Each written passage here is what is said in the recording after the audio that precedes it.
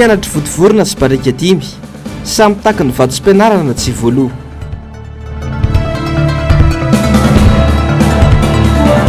Taona 2024 tafiakatra 20 isanjato ny tany fantrana eto Madagasikara. Fanilikiliana sy nombavim-bahoaka timy Matsirabe voalohany melohany antoko timy. Ankafaliana sy ampitiavana indray tompoko lasy sy tompoko vavy no tsy diako ny tokantranonao amin'ity hariva ity. Tonga soa ianao atao anatin'ny fotoanany fampahalalam-bavao koa dia manasanao ampanajana sy ampitiavana ny tenako anaraka ny vavao hatramin'ny farany. Tsy azo ekena ny fanilikiliana olom-bofidy mandritra ny fankalazana ny lanonam-panjakana ofisialy toy ny tranga tany Antsirabe omaly. Mariky ny fahalemeny ity fitondrana ity ireny fihetsika ireny ho inambaran'ny filohan'ny vondrona parlementaire tiky Madagasikara ny solombavambahoaka Fetra Ralambizafolona androany. Manameloka tanteraka ireny fihetsika ireny ny avy amin'ny antoko tiky Madagasikara. Onjalalana arana avy manana sy Andrera Kotomalala. Iseho indray ny endrika tsy fanarahan-dalàna nataon'ny olona fitondrana nandritra ny fankalazana amin'ny fahatsiarovana ny andro 7 Martsa 1770 tany Antsirabe. Tsy navela niaraka nanatanteraka amin'ny fanateram-boninkazo tamin'ireo olom-boatendry sy olom-bofidy tany amin'ny faritra Vakinankaratra ny solombavambahoaka lany tamin'ny anaran'ny antoko timy tamin'ny andro nomaly. Rehefa vita amin'ny fankalazana ofisialy vao navela nanao izay fanateram-boninkazo izay ity solombavambahoaka ity. Tsy fanajana ny arifenitra fa indrindra tsy fanajana vahoaka Antsirabe no azo andikana ireny fihetsika ireny. Zay misolo tena vahoaka Antsirabe officiel ny invitation ao anatin'ny mametraka voninkazo officiel no monsieur le député dia mitondra voninkazo. Ny mampalahelo nefa tamin'ny ora farany tonga teto ny tenako mitondra ny voninkazo dia mampalahelo fa tsy tao anatin'ny arifenitra mametraka voninkazo. Rehefa député zany dia voafidim-bahoaka tsy député antime zany fa député amin'ny vahoaka malagasy mpitondra fanjakana ary androm-panjakana no miresaka eto. Dia ny mampalahelo dia ka ao anatina kajikajy dia hoe aza avela ametraka voninkazo ao amin'ny ora farany député Michel alako bika tsy tiako tare tsy ny atoko eto no mametraka voninkazo tsy piako tsy ny atoko timy mametraka voninkazo fa solombavambahoaka efa elany teto ary tsy mbola nisy ohatr'izao nandritra ny 10 taona fa nametraka voninkazo teto foana koa ao anatin'ny officiel. Nitondra amin'ny fanehoan-keviny mahakasika ny tranginy ihany koa ny filohan'ny vondrona parlementaire ny antoko timy androany. Fihetsika miantso fikorontanana ireny nataon'ny solon-tenam-panjakana tany Antsirabe ireny ho ity solombavambahoaka ity. Ny zavatra hita dia naninona ny tamin'ny taona lasa na ireo taona maro ny tany aloha tany no tsy nisy izany endrika fanakanana na tsy famelana ametraka izay fehezam-boninkazo miaraka tamin'ireo le olom-panjakana izay misy ao amin'ilay toerana, ao amin'ilay tanàna, ao amin'ilay faritra, ao amin'ilay commune. Naninona izay no tsy nisy ny fandarana na faniliana fa maninona amin'izao fotoan'izao amin'izao volana vitsivitsy tsy atrehintsika fifidianana filoham-pirenena zao no manomboka manao asa tsipaka mialaina ve manao atso-jay tena hoe mila vaniny manapatra fahefana misy ny fahefana tsy azy akory dia taratry ny fahalemeny zany taratry ny efa hoe fatahorana melohanay amina fomba entitra ary tsy tokony ho atao fanao toy ireny satria fampianarana ratsy omena ny vahoaka malagasy omena ny taranaka indrindrandrindra ho an'ny taranaka ho iaho satria raha anao toy izany dia mpitondra mifandimby ianao no mikorotana any am'izay mampikorotana anao ihany ianao no te hampanantena zavatra marobe tsy tanteraka any ianareo no te hiady atrano any dia aty aminay aty tsy mahay miaina sasatra miaina mihitsy izy tena sasatra miaina ilay mpitondra. Tsy voavoalohany ity tsy fanajana olom-bofidy ataon'ny ekipa amin'ny fitondrana ity natao hisolo-tena malagasy iray manontolo ny solombavambahoaka fa tsy hosolo-tena ny antoko akory ka tsy azo ekena amin'ny fihetsika toy ity ny tranga tany Antsirabe ity. Fitonoina no ilaina eto amin'ny firenena amin'izao fotoan'izao. Ny mpitondra nefa etsekila manao ny fomba rehetra hiantsiana korotana amin'ireo izay tsy mitombo firehana aminy. Ako ny fahatsiarovana ny daty 7 Martsa 1770 izay hatrany tokony alaitahaka ny fitiavan-tandrazana nasion'ireo malagasy izay nitolona ho an'ny fahafahana marina hoy ny hevitra ny vohitra nandritra ny fahatsiarovana izay daty manatantarana teto Madagasikara izay tany Ambatonazaka tamin'ny androny omaly. Niry Andrinarifony.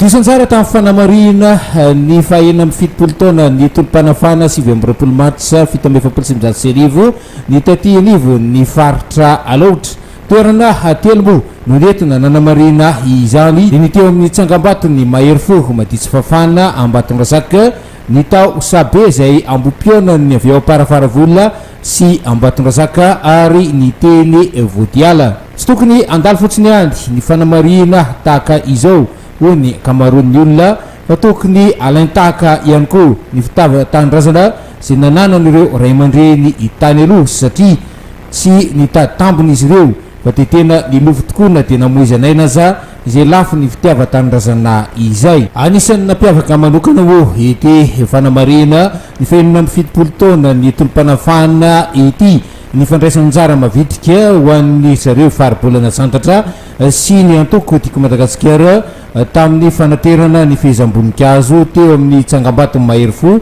teo amin'ny garana Ambatondrazaka. Ny fifankatiavana sy ny fifamelan-keloka mba tombontsoa ambony malagasy izay kosa no nivohitra nandritra ny fahatsiarovana ny androny 20 martsa 1770 raha hoany tao Mahajanga sa mamonjy MPS Mahajanga. Anisan'ny nankalaza ny fankalazana ny 20 volana Marsa 1770 ny rehefa vohitra ny faritra Boyny nisy ny fanakafana izany tany fomba ofisialy dia ny fitaom-pivavahana lehibe izay narana tamin'ny FFKM teto amin'ny katolika katedraly Mahajanga be. Nanamafy ny mpitandrina izay nitondra ny tenin'Andriamanitra fa ny fifankatiavana sy fijerevana amin'ny maha-olona zava-dehibe amin'izao fotoana fa sorata ny fiainana izao.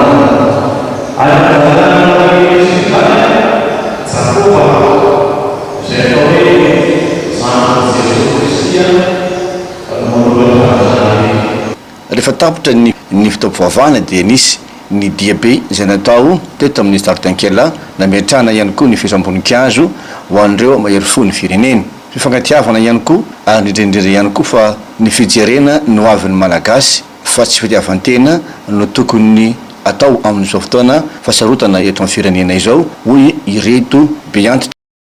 Efa mova tanteraka efa misy fovana aloha fa zany hoe mbola tsy misy ny fifankatiavana aloha misy fifankatiavana sy hoe manao outrage hoe manarasim-pana politika araky ny toro-teny tarihandrony igny mbola tsy misy hoe mba mifamela heliko fa dia fitadiavana seza aloha. Lafomba van'ny politika kosa indray tsy manana na inona intsony haroso amin'ny vahoaka malagasy manoloana ny fiainam-pirenena ankehitriny ny mpitondra fanjakana ankalasa amin'ny resaka loko sisa no matimatesana hoy ny mpanao politika Constant Raverson tamin'ity androany ity. Araka izany tapitalaka le tanteraka ny fitondrana mijoro ka mitady fomba rehetra amily viliana ny saim-bahoaka sisa no any mba ataony. Ando miaratina sy tahirinena. Lokoloko ny mpitondra fanjakana ndraiky izay mahampety azy mitovy amin'ny lokony antokony hatry amin'ny fananam-panjakana fototra sa mpanjakana ankehitriny io sisa no heveriny fa afaka miliviliana ny saim-bahoaka fa tsy manana ninonina aroso amin'ny fiainany malagasy izy ireo amin'izao fotoana izao.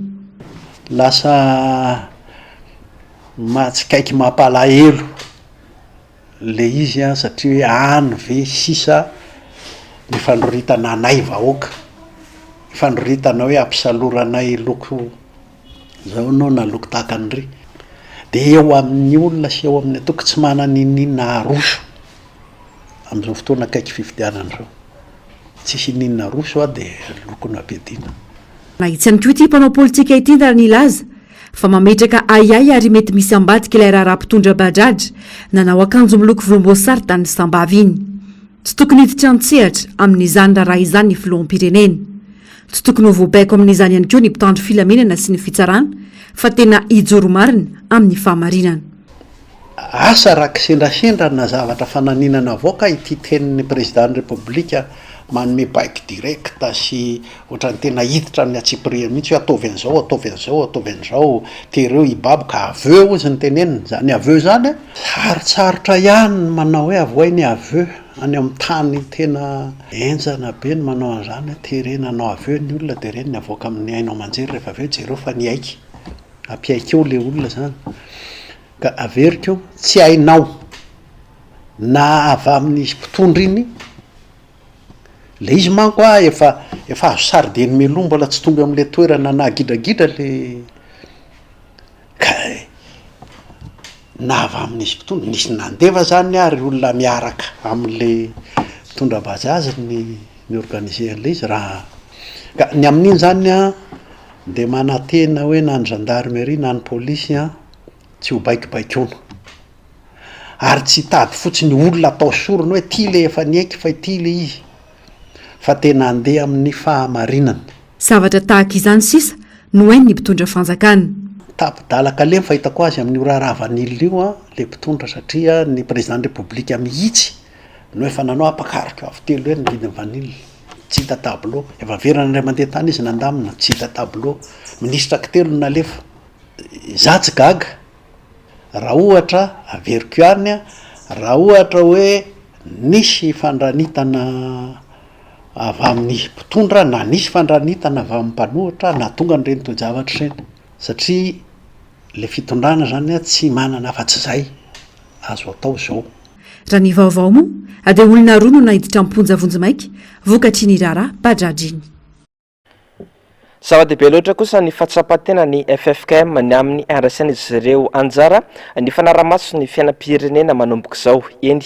afana hatramin'ny fifidianana ifandimby eto Madagasikara aza izany tsy vao izao ny FFKM no hijoro amin'ny tandrazana tahaka izao fa efa tranga efa nisy teto Madagasikara izany hoy nambarany fandarana miara-manonja tamin'ity androany ity nantsiprian izay avetrany eo amindrindra tsara ny Mateo Prince.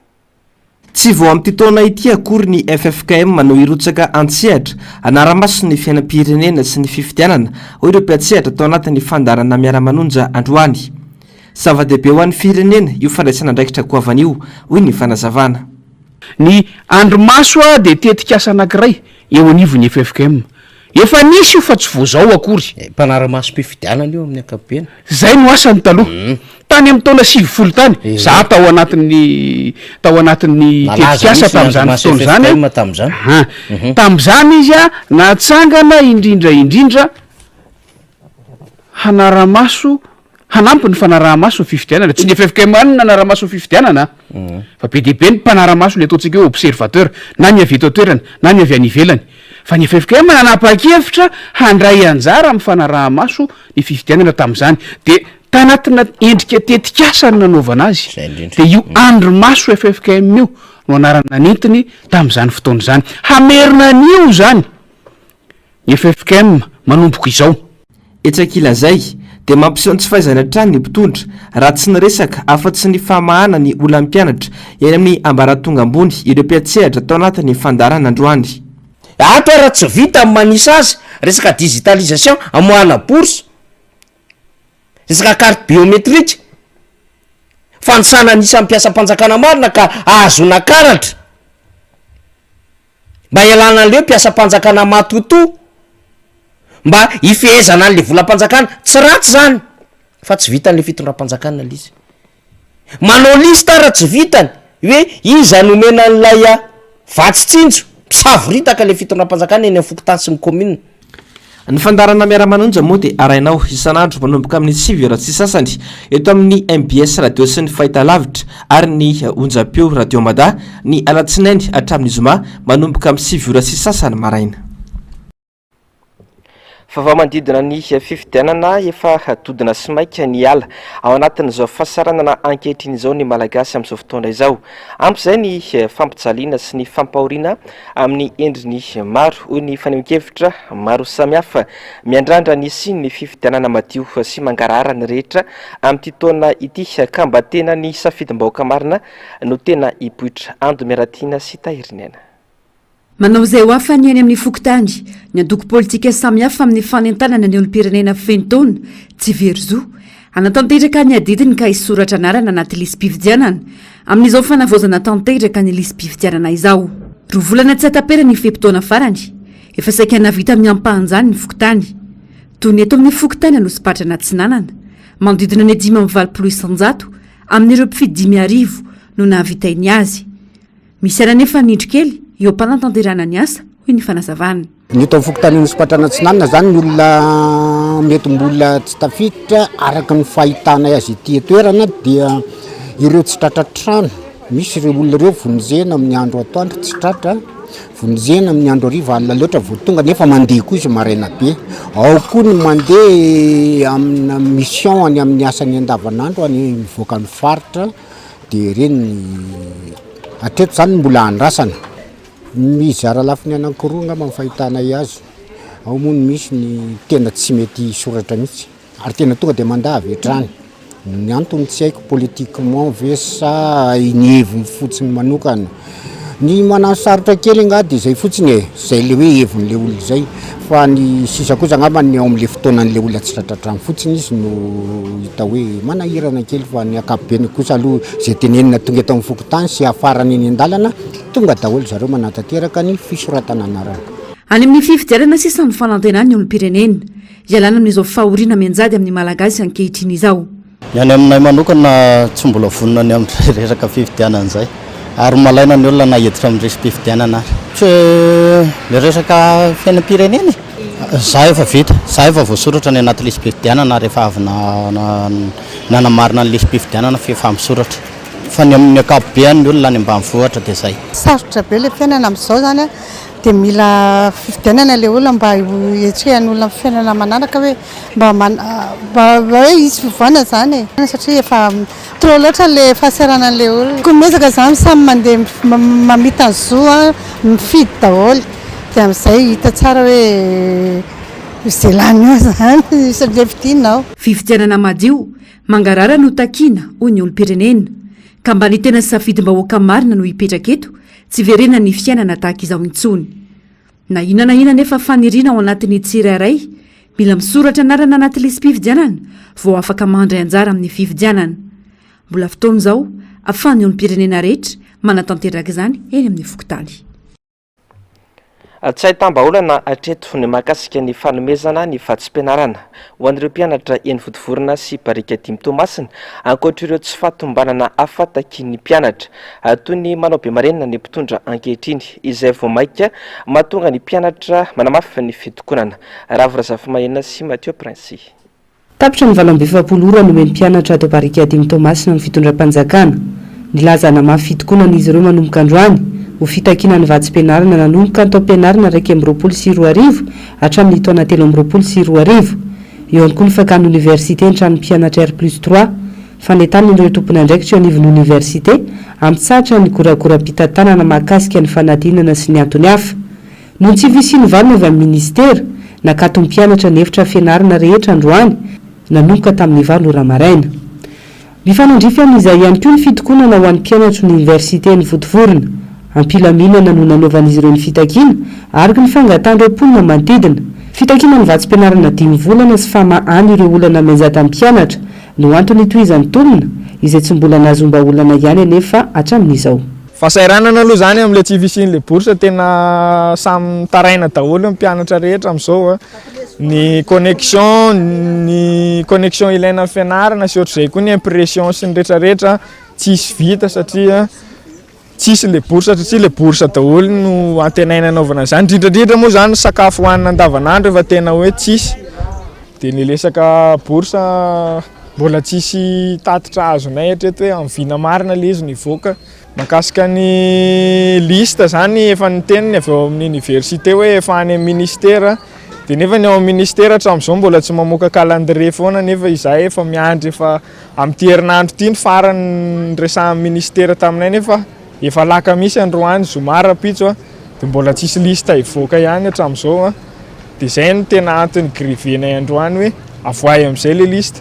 Indrindra moa zany le bourse ny tena takinay hoe farafahatarana amin'ny herinandro ambony io zany tokony hivoaka ny bourse mitaky izahay ny mba anomezan'ireo mpitandro filaminana sy ireo manam-pahefana karazana hoe fifonana ety aminay mpianatra.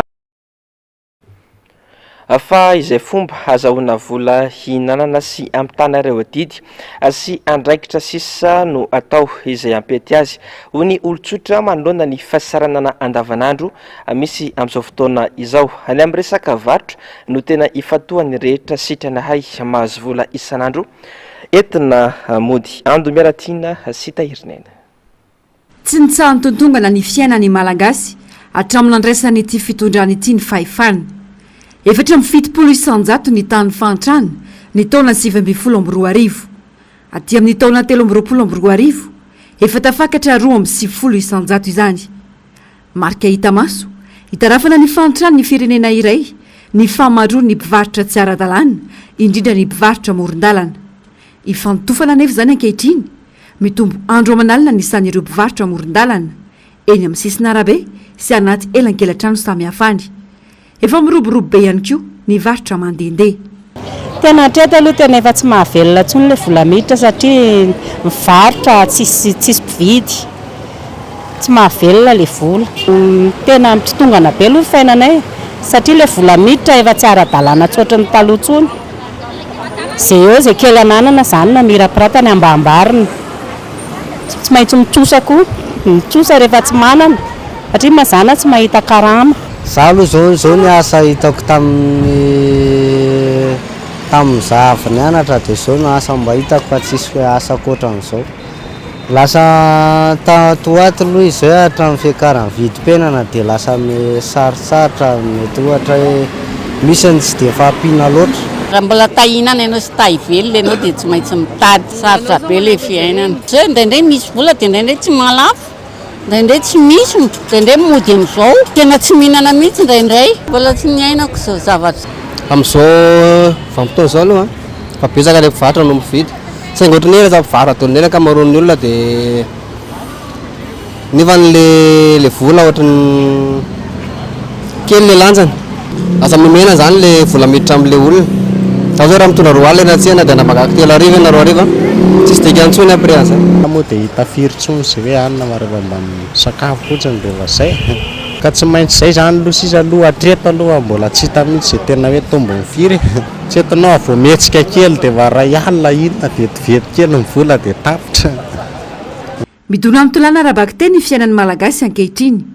Ireo filana fototra mihitsy no voakitikitika miakabidy isan'andro tsy nahitam-baolana atao anatin'ny 5 taona farany. Ny vary izay foto-tsakafon'ny malagasy efa mananika ny 703 ariary ny iray kilao. Raha tany amin'ny 700 ariary zany ny taona 2022. Ny menaka 5 ariary tamin'izany nanjary 3 sy 1 alina ariary amin'izao. Tsy lazainy intsony ny fiakaram-bidin'ireo entana fampiasa andavanandro toy ny arina fandrehitra, ny savony, ny voamaina sy ny sisa. Tsy misy ny vahaolana fa olana trano no misy eto.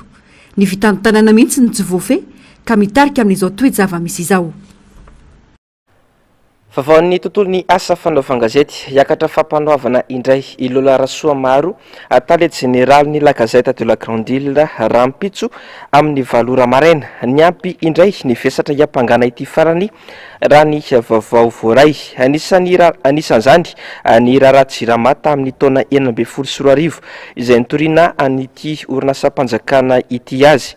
Tsy misy idirany Lola Rasoa maro nefa izany noho izy mpampiasa vola tsotra atao amin'ny La Gazette de la Grande Île nandritra n'izay fotoana izay raha ny loharanom-bavao azo ny mpanao gazetinay atrany. Nilatsaka ihany koa ny baiko fa tsy maintsy miala ao amin'ny Villa Pradon etsy Tanimena ny La Gazette de la Grande Île satria dia trano groupe Sodiat ny toerana misy ny foiben'ity gazety antsoratra ity. Fantatra ihany koa fa izao ariva izao dia tongavana mpitandro filaminana ny toerana misy ny foiben'ny La Gazette de la Grande Île etsy amin'ny Villa Pradon etsy Tanimena ary tsy mbola fantatra mazava ny antony izao fidiran'ny mpitandro filaminana ao amin'ny La Gazette de la Grande Île izao. Tanterina aminao ao anatin'ny fotoana ny fampirahlam-bavao rampitso kosa ny toy ity rara ity. Fa manao saotra kosa ny fitadiavana asa eto amintsika ka maro ny olom-pirenena no mirona any amin'ny sehatra ny tsy manara-dalàna vokatry ny tsy fampiana eo amin'izay tsy hananasa izay fotoana maro no lany vao mahita asa ahafahany mamelona ny ankonany ny olona iray. Fanadidinana toy onjalalana aranavy mananasy Andry Rakotomalala. Olona 10 farafahakeliny no mametraka ny tonta-taratasy fangatahana asa ho anatolotra asa iray. Tsy ampy ny tsenan'asa eto amintsika ary fanotofana mametraka tonta-taratasy rehefa sendra misy tolotra fitadiavana mpiasa. Anisan'ny misedra olana amin'ny fitadiavana asa amelomantena sy ameloman'ny zanany ny ireny tokantena sy ny alan-daharana tany an-tsekoly. Ankoatr'izay dia hiara fanelin-kilihana eny anivon'ny fiarahamonina ihany koa izy ireo. Mba hanampiana ireny renim-pianakaviana ireny dia natsangana ny tetikasa sandratra izay vatsiny ny Agence Française de Développement na ny AFD vola. Vehivavy tokantena misa 700 avy amina fianakaviana marefa ao anatin'ny boriboritany voalohany, fahatelo ary fahaefatra no hisitraka fampiofanana arakasy vokatry ity tetikasa ity. Fanomezana fahaleovan-tena ho an'ireo reny tokantena ireo zany amin'ny voalohany aloha izy ireo dia omena ny atao hoe tantsoroka ahafahan'izy ireo mampiakatra ny fahatokisan-tenany, ahafahan'izy ireo miditra ao anatin'ny fiarahamonina satria izy ireo dia hiara ny faniliany any anatin'ny fiarahamonina any ary ny tanjona farany indrindra moa zany dia ny fampananana asa ahatonga anazy ireo ho mahaleo-tena na ara-bola zany eo amin'ny fiainany. Anisan'ireo nisitraka fampiofanana sy tantsoroka tamin'ny tetikasa ity renim-pianakaviana iray ity noho ny fiofanana azony dia lasa misehatra amin'ny fanamboarana arina rofia ny tenany ary io ny amelomany ny zanany. Taloha za tsy niasa nefa noho niditra tao tamin'ity tetikasa ity dia nampiofaniny dia nomeny asa dia zao za efa manana antony asa. Misy erzareo nanome olona nampiofanana dia io orinasa io no mampiasa ana dia sur commande ny atao rehefa miteny izy hoe zao ny atao dia iny ny ataoko dia rehefa vita iny dia arakarak'izay hoe sy zavatra atao ny karama azoko. Ny dirako tao amin'ny projet zao roa taona mahery dia nampidirana ana ny asa hery taona sy tapany. Betsaka masitsivana napetraka ny safidianareo mpisitraka misa 700. Anisan'izany ny salantaona izay ho anelanelany 12 ka hatramin'ny 20 taona. Tanjon'ny tetikasa nisitrahany renim-pianakaviana tokantena sy ny alan-daharana tany an-tsekoly asa mendrika ahafahany mamelona ny zanany.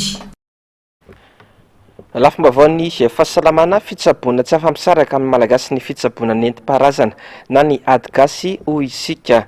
Maro amin'ireo olom-pirenena no misafidy ny mitsabo tena amin'ny alalan'ireo raokandro sy fitsaboana nentim-paharazana ireny noho ny antony maro samihafa. Fanadidina nataony avitra Sondrabe sy Andry Rakotomalala.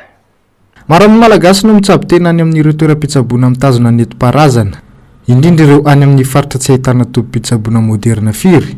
Efa maro koa ireo toeram-pitsaboana mandala ny fitsaboana nentim-paharazana ary mahazo fankatoavana amin'ny fanjakana ka afaka manao ny asany ara-dalàna. Misy ny misafidy mampiasa ny raokandro izay tsy afa-misaraka amin'ny andavanandron'ny malagasy hatrizay. Samy manana ny antony safidianana ireo karazana fitsaboana ireo anefa ny olona. Amin'ny lafiny indray mety ihany le raokandro aloha satria amin'le ilaina ihany le hevoka aloha satria hitanao ilaina ny dokotera tsy araka le ara-bola indraindray.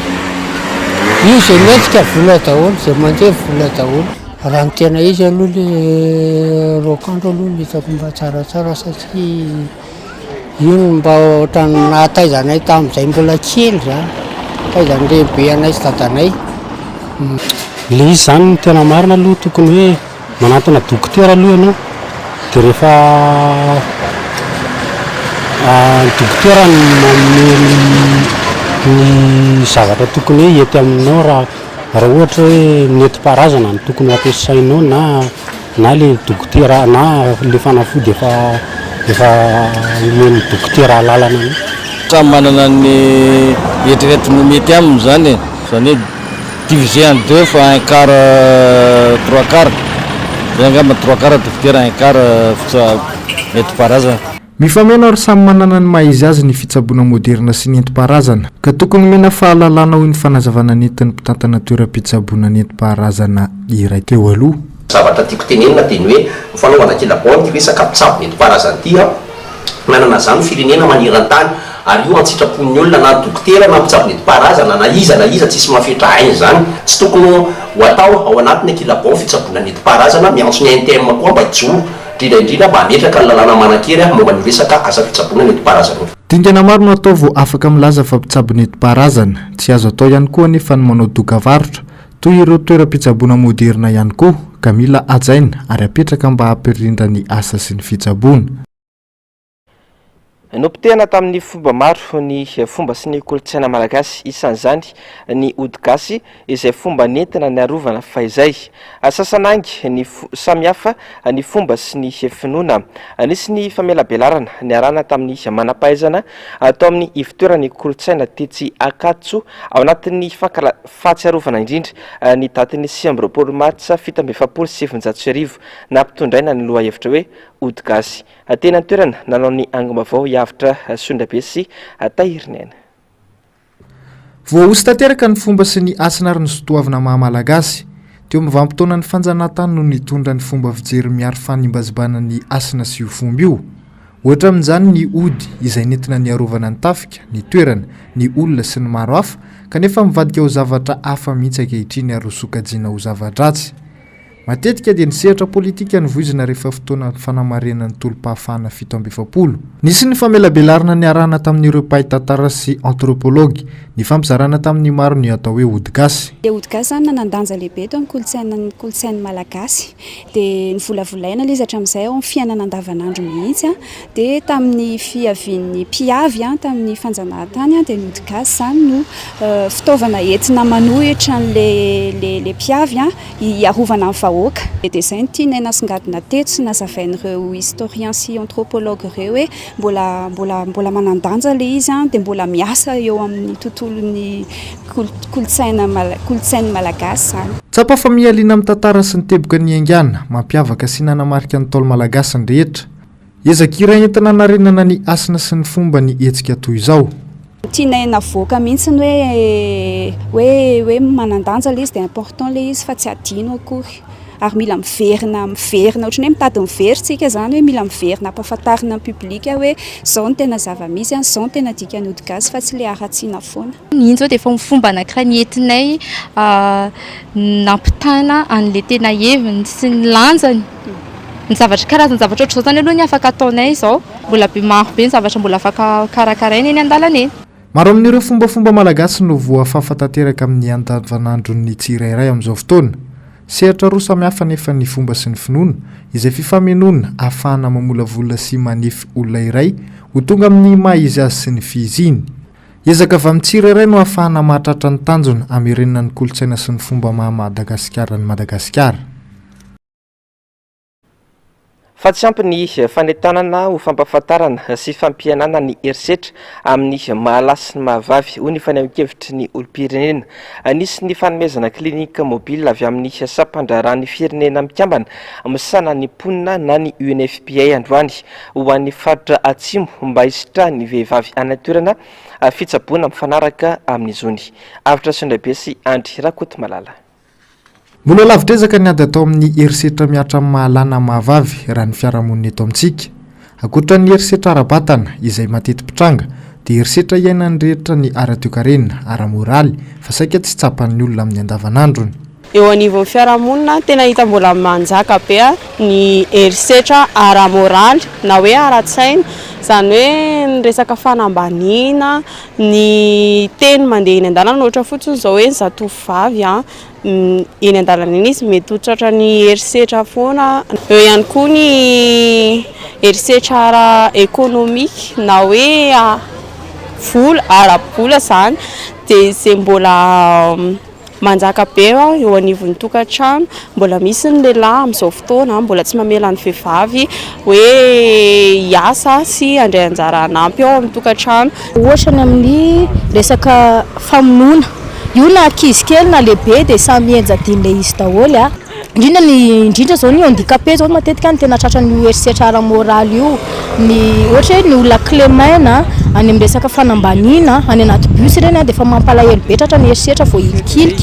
Misy lesika eo amin'ny ady atao handresena ny herisetra raha ny fahitan'ny olom-pirenena azy tsy ampy ny fanentanana sy ny fampahafantarana ny olon-tsotra hoy ny fanehoan-kevitra. Betsaka no manely an'le resaka hoe ajanono ny esetra fa le fandraisana andraikitra mbola tsy de ampy tsara, mbola tsy ahoana raha zany mbola tsy voaray tsara zany le andraikitra, le tompon'le sehatra mandray andraikitra mihitsy mbola tsy haiko hoe tsy ampy trakefa ve sa hoe tsy te handray andraikitra fotsiny tsotro zao fa le vaovao zany le information sy le sensibilisation zany miparitaka hoe ajanona ny esetra. Tokony tsy ho tononona fotsiny le vahaolana reny hoe manatona ny trano arzoa sy ny tariny fa tokony hoe tsirairay avy mihitsy miezaka mampafantatra ny eo anivon'ny fiarahamonina, tena milatsaka ao anatin'ny fiarahamonina mihitsy hoe andao hialana ny esetra satria lasa tsy afaka amin'ny rehetrarehetra le izy Ao anatin'ny ady amin'izay herisetra miatra amin'ny mahalasy ny mahavavy izay hatrany dia nisy ny fanomezana fiara telo na ny klinika mobile anatonana ireo vehivavy marefo any amin'ny tapany Atsimonosy. Tafiditra ao anatin'ny fampivoarana ny fisitrahana fitsaboana ara-pananahana fandrindrana ny fiainam-pianakaviana ady amin'ny herisetra miatra amin'ny mahalasy ny mahavavy ary ny fandrararotana aranofo iarahana amin'ny UNFPA izay notanterahana tetsy amin'ny hôpitaly be Ampefilony maraina teo. Andray atanana olona rahetsika ny 540 dia olona manana fahasembanana ireo klinika mobile ireo izay novatsiny ny USAID vola mitetina $10 ka isandrahaka amin'ny distrika 12 manerana nosy. Ny vaovao momba ny Papa François no entsika manakatona ny fiarahana amin'ity ariva ity. Efa niatsara ny fahasalamana hoy ny tale ny serasera ny Vatican ary efa miverina manao ny asantsikelikely i Papa amin'izao fotoana izao. Fanadidinana ataony Ravazafy sy Mathieu Prince. Aretin'ny taovam-pisefona no fantatra fa nahazon'ny Papa François izay voaterina hiditra hôpitaly nanomboka omaly. Ny fiaram-pamonjy vola no mitondra azy ho any amin'ny hôpitaly Gemelli. Ny taraina sepitra ity lehibe ny fiangonana katolika eran-tany ity nandritra ny andro maromaro raha nambarany tany serasera atao Vatican Matteo Bruni tamin'ny alalany fampitambavao an-taratasy. Tsy misy ifandraisany kosa amin'ny aretina Covid-19 anefa ny mahazo azy. Miatsara ny fahasalaman'ny Papa ankehitriny raha ny vaovaon'ny maraina teo saingy mitohy kosa ny fitsaboana azy. Mipetraka ho baraingo hatretin'ny fahafanana tsia mitarika amina mesa amin'ny alahadin'ny Pasika. Atsivona moa fa 20 taona izao ny Papa François ary feno 10 taona tapakin'ity volana ity ny litarian'ny fiangonana katolika maneran-tany. Efa tosika amin'irony antsoina hoe chaise roulante irony tena noho ny fandidinana atao azy ny volana Jolay 2022. Nanomboka teo dia narahy maso akaiky ny fahasalamany Papa François nao amin'ny Vatican izany na mandritra ny famitany iraka ivelany.